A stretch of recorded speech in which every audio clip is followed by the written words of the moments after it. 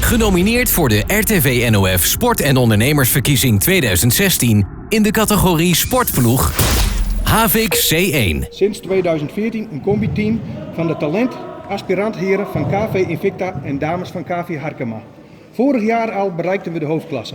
Als promovendus behaalden we op dit niveau, zowel op het veld als in de zaal, het kampioenschap. Aansluitend op deze kampioenschappen werd deze ultieme prestatie overtroffen door zowel in de zaal als op het veld ongeslagen de Nederlands kampioen te worden. Stem op ons, want deze prestatie is ongekend.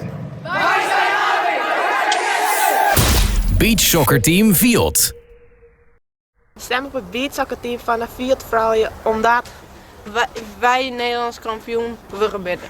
In een van de zwaarste balsporten die er is. Maar ook omdat de Nijsportclub Heerenveen eindelijk weer een Fries voetbalteam meedoet aan de Champions League. In Portugal moeten ze in de beste clubs van Europa spelen. Boppen dat binnen 3 vrouwen selecteren voor het Nederlands team. Bij dit team kunnen we eens meten bij de sterke landen zoals Portugal en Spanje. Zoals je meer kennen genoeg reden om op het Viot beachsoccerteam te stemmen. WTOC. Hoi stemmers, ik ben Bernd-Jan Prins. Voetbal in Noordtolwe, tredje seizoen bij WTOC. Vorig jaar ben we kampioen Jan in vierde klas B.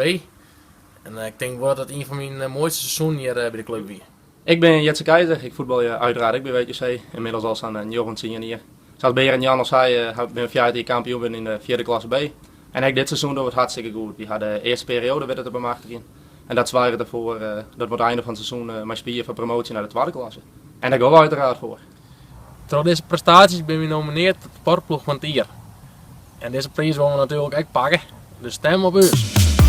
Verrassend dichtbij.